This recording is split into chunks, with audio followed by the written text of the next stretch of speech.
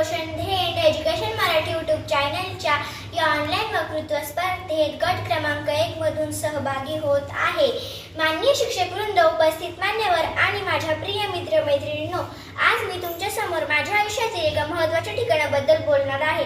माझी शाळा। विद्येचं मंदिर म्हणजे शाळा, जिथे घडतो आपल्या भविष्यातील पाया। मित्रांनो, शाळा म्हणजे फक्त 4 भिंती नाही, तर ती आहे आपलं दुसरं घर आणि आपल्या स्वप्नांची सुरुवात। माझी शाळा खूप सुंदर, स्वच्छ आणि शिस्तबद्ध आहे। शाळेच्या आवारात हिरवळ आहे, मोठं प्लेग्राऊंड आहे, जिथे आम्ही खेळतो, धावतो आणि आनंद घेतो। माझ्या शाळेत मराठी, गणित, विज्ञान, इंग्रजी असे अनेक विषय शिकवले जातात। हे विषय आपल्याला पुस्तकातील ज्ञान देत नाहीत, तर विचार करण्याची ताकद देतात।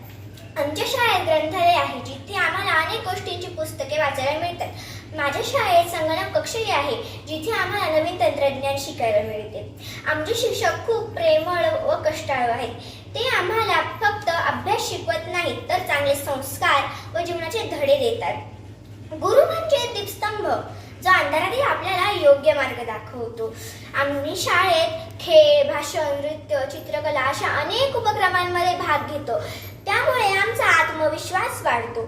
मित्रांनो, आपण ज्या शाळेत शिकत आहोत ती शाळा खूप सुंदर आहे, पण एक शाळा अशी आहे बिन भिंतीची उघडी शाळा। ती शाळा म्हणजे आपली निसर्ग माता। इथे भिंती नाहीत, फळा नाहीत, पण इथे तरी खूप काही शिकायला मिळते। सूर्य आपल्याला शिकवतो नेहमी प्रकाश देत राहायचा, झाड आपल्याला शिकवतं उंच वाढत राहायचं, नदी आपल्याला शिकवते सतत पुढे जात राहायचं, पक्षी आपल्याला शिकवतात स्वतःवर विश्वास ठेवून उंच भरारी घ्यायची। हीच खरी शाळा, जिथे निसर्ग आपला गुरु असतो आणि प्रत्येक क्षण नवं काहीतरी शिकवतो। आणि हो, शाळेत जाणं थोडं कठीण असतं। अलार्म वाजतो, आई म्हणते उठ आणि आपण म्हणतो 5 मिनिटं, पण एकदा शाळेत गेलं की दिवस खूप मजेत जातो।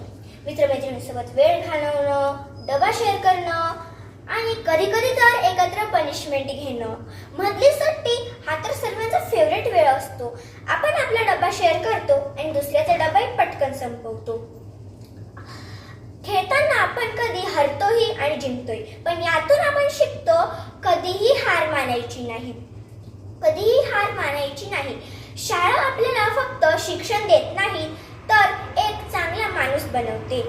ही शाळा हीच ती जागा जिथे स्वप्नांना पंख मिळतात आणि छोट्या छोट्या पावलांनी आपण मोठे होत जातो आणि प्रत्येक क्षण नवं काहीतरी घेऊन येतो। आज आपण कदाचित शाळेत जाणं टाळतो, पण उद्या आपण जेव्हा मोठे होऊ तेव्हा हेच दिवस आपल्याला सर्वात जास्त आठवतील। म्हणूनच आपण शाळेचा प्रत्येक दिवस आनंदाने जगला पाहिजे, शिक्षकांचा आदर केला पाहिजे आणि एक चांगला विद्यार्थी बनलं पाहिजे। कारण माझी शाळा हीच माझ्या उज्ज्वल भविष्याची पायाभरणी आहे। याच सुंदर विचारांसह मी माझं भाषण समाप्त करते। धन्यवाद। आणि जर तुम्हाला माझा व्हिडिओ आवडला असेल तर व्हिडिओला लाईक करा, शेअर करा। Thank you.